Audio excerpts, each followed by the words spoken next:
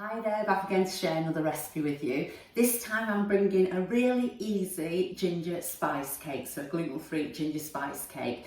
This is perfect for if you've not got lots of baking equipment at home, because the method is very similar to the lemon drizzle cake, where you just melt the butter and the sugar in the pan and then you just mix it together with dry ingredients. So I will just get on and show you how easy it is to make. We're out of cake, so it's something that's going to stock us back up again today, which is just perfect. So I've weighed things out. So I've got some cube butter. So that's 175 gram of cube butter. The full recipe is over on my blog, and I'll put a link in the written description below, but I'll just talk through the quantities on this occasion in case this is helpful for you. Okay, so 175 of unsalted butter. I've cubed it because I'm going to melt it, and by cubing it'll just make it quicker to melt. And I've got 175 of light brown muscovado sugar. You can go half light and half dark if you like, but muscovado has got that like nice and depth of flavour. Okay, so I'm just going to pop that into the pan, and then I'm just going to pop this onto a gentle heat until it's melted down and it looks like that. So it's just nicely blended the butter and the sugar together. So I'm just going to set that to one side just to cool slightly while I pop together the dry ingredients. So in the bowl there, I've got 175 gram of gluten-free self-raising flour. I've used the Asda one today. The self-raising flour that I've got, so gluten-free self-raising flour, has already got a little bit of xanthan gum within that blend. So I'm not adding any xanthan gum to the mixture, to the flour. If your flour doesn't already have xanthan gum in, then if you add a quarter of a teaspoon of xanthan gum, that will be perfect. And if you can only get your hands on gluten-free plain flour, then if you add a heaped teaspoonful of baking powder, then that should do the trick for you. So that's the flour in the bowl. So to that I'm going to add half a teaspoon of cinnamon,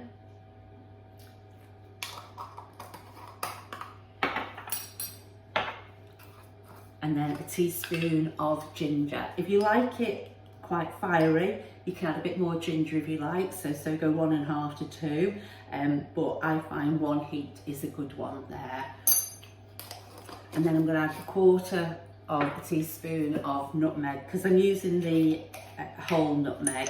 I'm just going to gauge it myself with that, so but you're looking for a quarter of a teaspoon.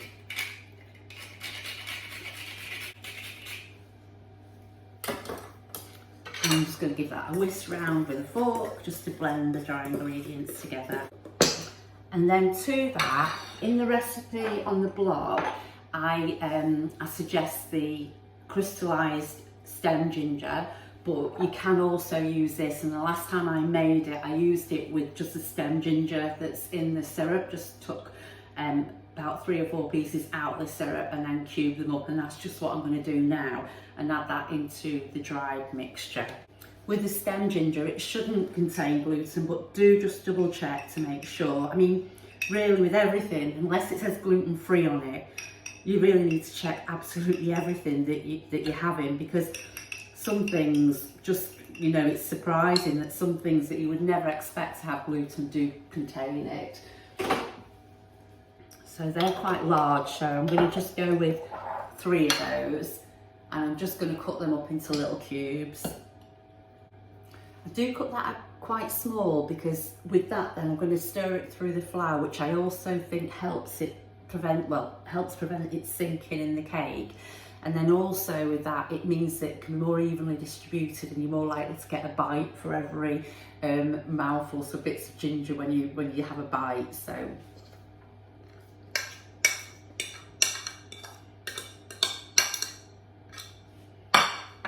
and just stir that through like that. So by the time all those bits are done, and I've also prepared a tin. The tins I'm using at the moment are either the Everglide, or this one's called Scoville, and this do say never stick. I still line them, but I love the way the heat distributes when they cook in the oven. and I find that things that are baking in this sort of tin don't take as long because they just seem to really hold the heat and conduct the heat really well. So they're the moments. That's a £2 loaf tin that I've got there. So to this now, it's such a simple cake, this, it really is. Just going to add the 2 large beaten eggs.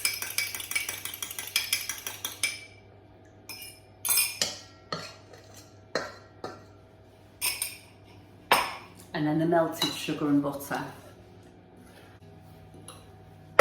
And then just stir that through. I've got the oven heating at the moment to 160 fans, so that will be 180 electric. I'm not sure about the other conversions, but it's all written in the recipe. And again, the link will be below just to take you over for the full recipe. Okay, so that's everything mixed in, and that's just ready to transfer into the tin.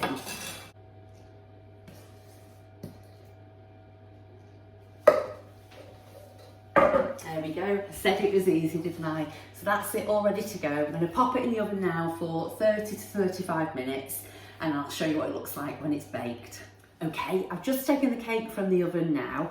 I tested it with a skewer just to make sure it was fully baked, and just popped that in and it came out nice and clean, so that was all good. Took about 37 minutes to bake today, so a little bit longer than usual, but it may be because I've added the stem ginger and there might have been a bit of additional syrup going into the mixture.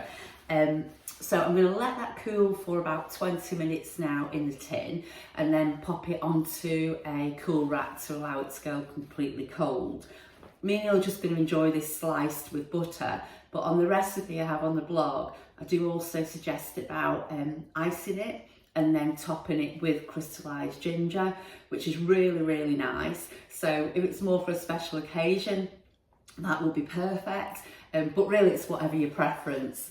But we've also had it as well with custard, really nice like that.